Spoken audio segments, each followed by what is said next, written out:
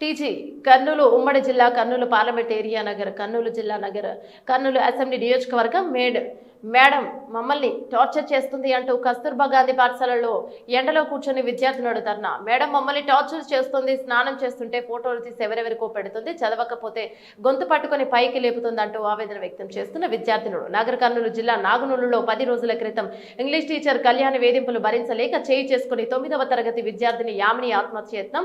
10 రోజులైన teacher పై ఎలాంటి చర్యలు తీసుకుని అధికారులు దాదాపు 3 గంటల నుంచి తరగతులను బహిష్కరించి ధర్నాకు దిగిన విద్యార్థినుడు ఇంగ్లీష్ టీచర్ కళ్యాణిని సస్పెండ్ చేసే వరకు తాము ఎట్టి పరిస్థితుల్లో క్లాసుల్లోకి వెళ్లమని తినకుండా ఎండలో కూర్చొని నిరసన తెలుపుతున్న విద్యార్థినులు. తెలియదు కానీ మేడం వల్ల మాత్రం మేము చాలా సఫర్ అవుతున్నాము. మేడం మాత్రం మమ్మల్ని అందరినీ ఫుల్ టార్చర్ చేస్తుంది. ఫుడ్ విషయంలో గానీ, స్టడీ విషయంలో గానీ, ఏ విషయంలో సరే. స్నాక్స్ బెల్ కొడుతుంది, అట్లా ఆడ స్నాక్స్ బెల్ కొడుతుంది, స్నాక్స్ బెల్ చూడే స్టడీ బెల్ కొడుతుంది. స్టడీ వరకు రాని వాళ్ళని ముక్కు చెంపలేపిస్తుంది. మేము స్టడీ చేయడానికి వచ్చినాం కానీ ఇంత టార్చర్ అవ్వడానికి అయితే మేము రాలేదు. మా పేరెంట్స్ మమ్మల్ని జస్ట్ ఇక్కడ మేడం వాళ్ళు మేము ఎట్లా చూసుకుంటామో మేడం వాళ్ళు అట్లా చూసుకుంటారు కదా, మా పిల్లలకు భవిష్యత్తు బాగుండాలి కదా అని ఒక్క కారణం మీద వేసిపోతారు. కానీ ఈ మేడం వాళ్ళు ఇట్లా టార్చర్ చేస్తే మేము ఎంత స్టడీ లాస్ అవుతున్నామో మాకు తెలుసు సార్. మేమైతే చాలా సఫర్ అవుతున్నాము. స్నానాలు చేస్తుంటే స్నానాల కాడ ఫోటోలు తీస్తుంది.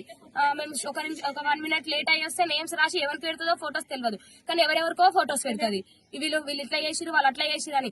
గర్ల్స్ కనుక చాలా ప్రాబ్లమ్స్ ఉంటాయి సార్. ఆ ప్రాబ్లమ్స్ కూడా మేడం అర్థం చేసుకోవాలి. మేడం ఒక గల్లే కదా సార్, మేడం అర్థం చేసుకోవాలి కదా.